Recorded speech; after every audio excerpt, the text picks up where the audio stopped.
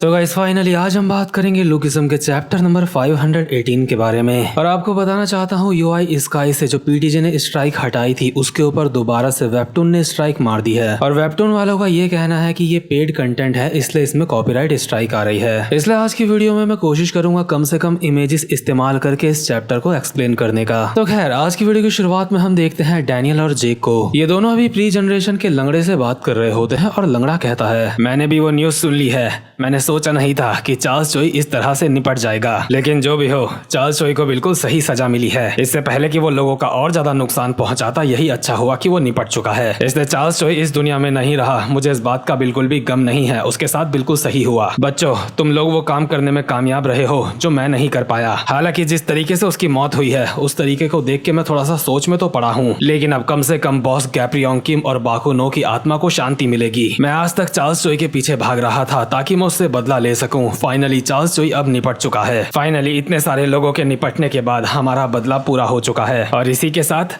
Charles चोई वाला matter खत्म होता है। तो जेक किम मुझे बताओ कि आगे तुम क्या करने की सोच रहे हो। जेक कहता है बिग डील के ऊपर जो इनाम रखा गया था वो हटा लिया गया है, इसलिए मुझे लगता है अब मुझे वहाँ चले जाना चाहिए जहाँ से मैं बिलोंग करता हूँ। मैं वापस से बिग डील स्ट्रीट में वापस जाने की सोच रहा हूँ। जिस जगह की मुझे रक्षा करनी चाहिए मैं उस जगह से दूर हूँ। मेरी वजह से शीनू को भी काफी सारी परेशानियों का सामना करना पड़ा है। अभी जेक के बिग डील के भी काफी सारे बंदे यहाँ पे मौजूद होते हैं। और लंगड़ा एक स्माइल के साथ जेक को कहता है अगर ऐसी बात है तो मुझे लगता है सब कुछ वक्त के साथ तैयार है। और इसी के साथ लंगड़े के पीछे से यहाँ पे एक बंदा आता है जिसको देख के यहाँ पे सारे के सारे बंदे काफी ज्यादा हैरान लग रहे होते हैं। और हमें ये भी पता चलता है जो बंदा यहाँ पे आया है लंगड़ा उससे काफी समय बाद मिल रहा है, लेकिन जो बंदा यहाँ पे आया होता है हमें उसकी शकल नहीं दिखाई जाती। इसके बाद सीन शिफ्ट होता है और हम देखते हैं हॉस्पिटल का सीन जहाँ पे यूजिन अपने छोटे भाई से बात करते हुए बोल रहा होता है यूनियोंग आखिर तूने ये सब कुछ क्यों करा, तूने खुद को इतना ज्यादा फोर्स क्यों करा। अभी मैंडियोक भी इन दोनों के सामने पड़ा हुआ होता है और यूजिन उसको कहता है मैंडियोक तुम चिंता मत करो, चाहे कुछ भी हो जाएगा मैं तुम्हारा इलाज करवाऊंगा, तुम बस मेरे ऊपर यकीन रखो, मैं तुम्हें वापस से दोबारा पहले जैसा कर दूंगा। मैंडियोक वैसे अब तक अनकॉन्शियस होता है लेकिन अपना मास्क हटा के वो कहता है यूजिन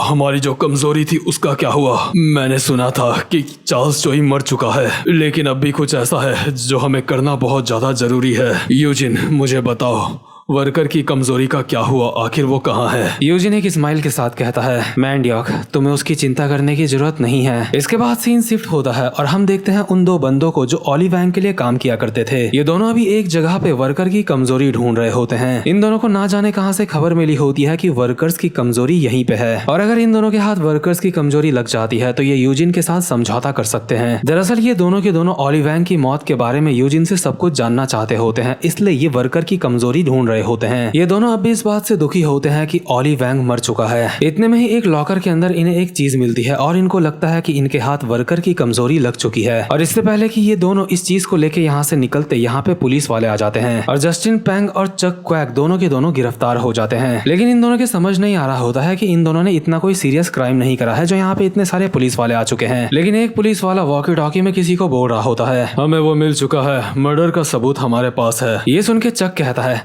क्या मर्डर का एविडेंस, आखिर तुम लोग क्या बात कर रहे हो, हमने किसी को जान से नहीं मारा है, हम तो बस यहाँ पे चोरी करने के लिए आए थे। इतने में ही दूसरा पुलिस वाला कहता है भोले बनने की कोशिश मत करो, हमें अच्छी तरह से पता है गैप्रियोंग किम का मर्डर तुम दोनों ने करा है। लेकिन इन दोनों बावलों को तो ये भी नहीं पता होता कि गैप्रियोंग किम कौन है, बट उसके बावजूद भी पुलिस वाले इन दोनों को पकड़ के यहाँ से ले जाते हैं क्योंकि इन दोनों पे ही उनको शक हो रहा होता है। ये बात तो इन दोनों को भी समझ आ चुकी होती है कि इन दोनों को फंसाया जा रहा है और असल में इन दोनों को फंसाया होता है यूजिन ने। यूजिन जानता था कि ये दोनों वर्कर्स की कमजोरी ढूंढने जरूर आएंगे, इसलिए यूजिन ने इन दोनों को अपनी जाल में फंसा लिया होता है। इसके बाद हम देखते हैं यूजिन और जेम्स ली एक बिल्डिंग में होते हैं और यूजिन जेम्स ली को बोल रहा होता है कांग्रेचुलेशन, गैप्रियोंग किम के हत्यारों को पकड़ लिया गया है और क्योंकि गैप्रियोंग किम के खूनी अब पकड़े जा चुके हैं इसलिए अब तुम्हें कोई भी खतरा नहीं है। जेम्स ली तुम्हारी बहुत बड़ी दिक्कत से मैंने तुम्हारा पीछा छुड़ा दिया है, इसलिए अब वक्त है तुम्हारा कि तुम अपना वादा पूरा करो। जेम्स एक पैकेट पकड़ाते हुए यूजिन को कहता है ऑफ कोर्स ये लो, ये रही वर्कर की वीकनेस। जैसा कि हमारे बीच में डील हुई थी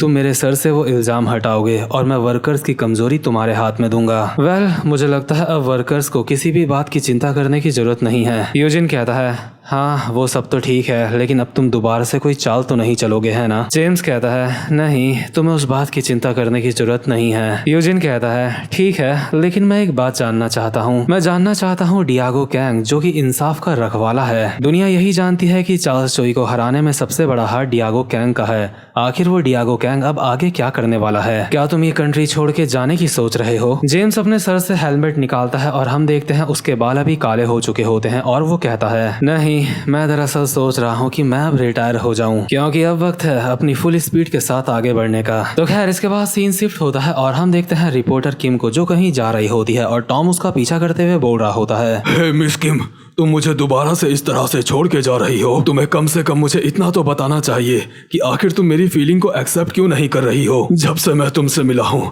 मुझे लगा है मैं दोबारा से जीने लगा हूँ। मिस किम, देखो, तुम्हारी फिजिकल थेरेपी के बिना मैं अपने उल्टे हाथ को महसूस भी नहीं कर पाता। तुम्हारी फिजिकल थेरेपी के बिना मेरा उल्टा हाथ हिलता भी नहीं है। और सच बताऊं तो हमारे बीच एक विश्वास का रिश्ता है। क्यों, मैंने सही कहा ना? मुझे तुम्हारे ऊपर पूरा विश्वास है।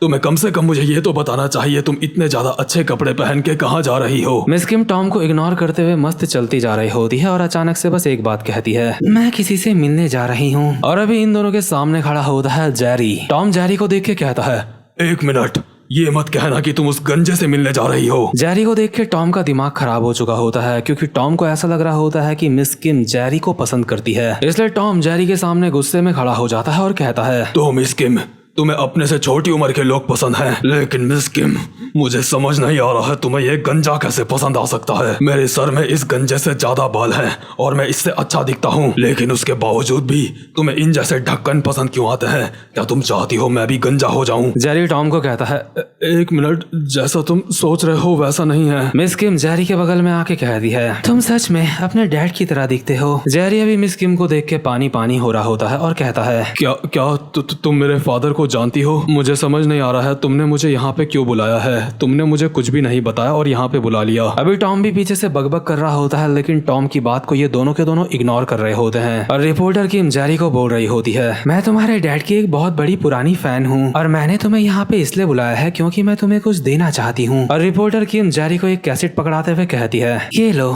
यही वो चीज थी ना जो तुम्हें चाहिए थी। इस टेप के अंदर तुम्हारे फादर की वो सारी की सारी फाइट हैं जो तुम्हारे फादर ने अपनी लाइफ में लड़ी हैं। और अभी टॉम को समझ आ चुका होता है जैसा वो सोच रहा था वैसा बिल्कुल भी नहीं है। मिस किम जेरी को प्यार नहीं करती। इसलिए टॉम एक स्माइल के साथ कहता है, क्या बस इतनी सी बात है? लगता है ये काफी ज्यादा मजेदार है। अब मैं बेखो कौन की फाइट दोबारा से देख सकूंगा। साथ ही साथ में हमें जेरी के फादर की हल्की सी एक झलक भी दिखाई जाती है, लेकिन जो कैसेट जेरी को मिली होती है ये काफी ज्यादा पुराने जमाने की होती है। मतलब इतने भी ज्यादा पुराने जमाने की नहीं, लेकिन आजकल ये टेप नहीं चलती। इसलिए जेरी मिस किम को बोल रहा होता है, एक मिनट, मैं इसको इस्तेमाल कैसे करूंगा? मिस किम कहती है, क्या आजकल के बच्चों को ये भी नहीं पता कि इसको इस्तेमाल कैसे करा जाता है? टॉम कहता है, मिस किम, ये हमारी जनरेशन से बिल्कुल अलग है। इन्हें क्या पता इसको कैसे इस्तेमाल करा जाता है। इसके बाद सीन शिफ्ट होता है और हम देखते हैं वर्कर्स का सीन, जहाँ पे होता है अभी जिन्यूंग पार्क। एक तरीके से जिन्यूंग पार्क का यहाँ पे इलाज चल रहा होता है। और जैसे ही जिन्यूंग पार्क की आंखें खुलती हैं तो जो रिपोर्टर किम होती है वो भी यहीं पे होती है और कहती है, तो फाइनली हम मिल ही गए जिन्यूंग पार्क। हमें मिलने में काफी ज्यादा वक्त लग गया। मैं तुम्हें बताना चाहती हूँ चार्ल्स चोई मर चुका है और अब तुम्हें परेशान होने की जरूरत नहीं है। लेकिन जिन्यूंग एक स्माइल के साथ बोल रहा होता है,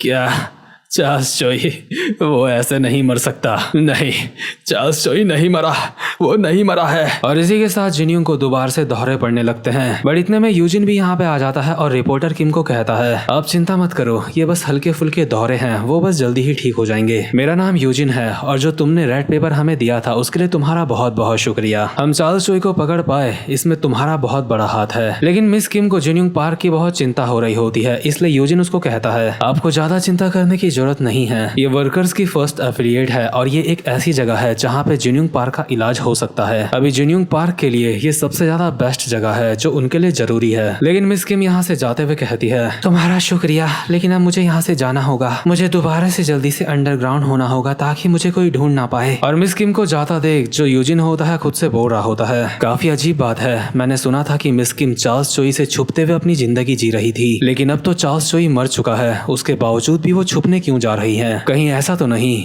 कि मिस किम का असली मकसद चार्ल्स चोई नहीं था, कुछ और था? मैंने सुना था मिस किम गैब्रियोंग किम की मौत की तहकीकात कर रही है। कहीं ऐसा तो नहीं कि अपनी तहकीकात के दौरान मिस किम को कुछ बहुत ही खतरनाक बात पता चली है? वैसे हो सकता है जो वर्कर्स की कमजोरी है बाद में जेम्स ली उसमें अपनी टांग अड़ाए, इसलिए मुझे भी कुछ ऐसा चाहिए होगा जिससे मैं जेम्स ली को आगे भी रोक सकूं। इसलिए मेरे पास अभी और कोई भी रास्ता नहीं है, मुझे गैब्रियोंग किम की मौत के बारे में और ज्यादा जानना होगा। इसलिए यूजिन अभी किसी को कॉल मिला के कहता है, सुनो, मैं जानना चाहता हूँ कि आखिर मिस किम को क्या पता है? क्या मिस किम को किसी ग्रेट पावर के बारे में पता है जिस वजह से वो डरी हुई है? आखिर अभी क्या चल रहा है, मुझे सब कुछ जानना है। और अभी यूजिन बात कर रहा होता है टॉम ली से। टॉम ली कॉल पे कहता है, अगर ये बात गैब्रियोंग किम के बारे में है तो मैं भी तुम्हारी मदद करूंगा। मैं व्हाइट टाइगर जॉब सेंटर के एग्जीक्यूटिव को काम पे लगा दूंगा, लेकिन अब तो वर्कर्स के पास करने के लिए कुछ खास नहीं है, तो ये सब कुछ क्यों? हम तुम्हारे लिए अपने डायरेक्टर्स को भी काम पे लगा रहे हैं, ये बिल्कुल सही बात नहीं है। यूजिन कहता है, चिंता मत करो, तुम्हें तुम्हारी कीमत मिल जाएगी। इस वक्त हम वर्कर्स के हेडक्वार्टर्स का भी इस्तेमाल कर रहे हैं। टॉम कहता है, क्या तुम्हारे पास हेडक्वार्टर है? पहले तुमने उसका इस्तेमाल क्यों नहीं करा? यूजिन कहता है, क्योंकि हर किसी के पास एक ना एक चीज ऐसी होती है जिसका वो इस्तेमाल नहीं करना चाहता। टॉम कहता है, क्या तुम्हें अपने हेडक्वार्टर्स के बंदों के ऊपर पूरा यकीन है? यूजिन कहता है, हाँ, तुम उनके ऊपर यकीन कर सकते हो। उन लोगों को देख के मुझे चिढ़ तो बहुत मस्ती है, लेकिन उनकी स्किल में मुझे बिल्कुल भी शक नहीं है। और अभी यूजिन यहाँ पे क्या बात कर रहा है, क्लियरली हमें वो बाद में पता चलेगी। इसके बाद सीन शिफ्ट होता है और हम देखते हैं बिग डील की स्ट्रीट का सीन, जहाँ पे दो बंदे बात कर रहे होते हैं। आखिरकार काफी लंबे समय बाद हम यहाँ पे वापस आ चुके हैं। हाँ, हम हमारी बिग डील में वापस आ चुके हैं। अब अभी बिग डील के काफी सारे बंदे बिग डील की सड़क की सफाई कर रहे होते हैं, और क्योंकि अब तक यहाँ पे जेक नहीं होता तो यहाँ का ध्यान शीनू हान रख रहा होता है। हम देखते हैं शीनू को, जो अभी अपनी वैन के अंदर होता है। इतने में ही यनाई उसके पास आती है एक लड़की के अंडरगारमेंट्स लेके और कहती है, शीनू हान हरामजादी, ये किसकी ब्रा है? मुझे ये तेरी वैन से मिली है, आखिर ये किसकी है, मुझे सच बता। यनाई शीनू के एक रैपट भी मारती है, लेकिन शीनू बहुत ही इजीली उस रैपट से बच जाता है और कहता है, तुम काफी ज्यादा स्लो हो। साथ ही साथ में शीनू बोल रहा होता है, बेवकूफ कहीं की, मैं तो बस इस सड़क का ध्यान रख रहा था। वैन की सारी जिम्मेदारी ल्यूहा के पास थी, उसको ही इस बारे में पता होगा, शायद ये उसकी ही होगी। तो ठीक है ना,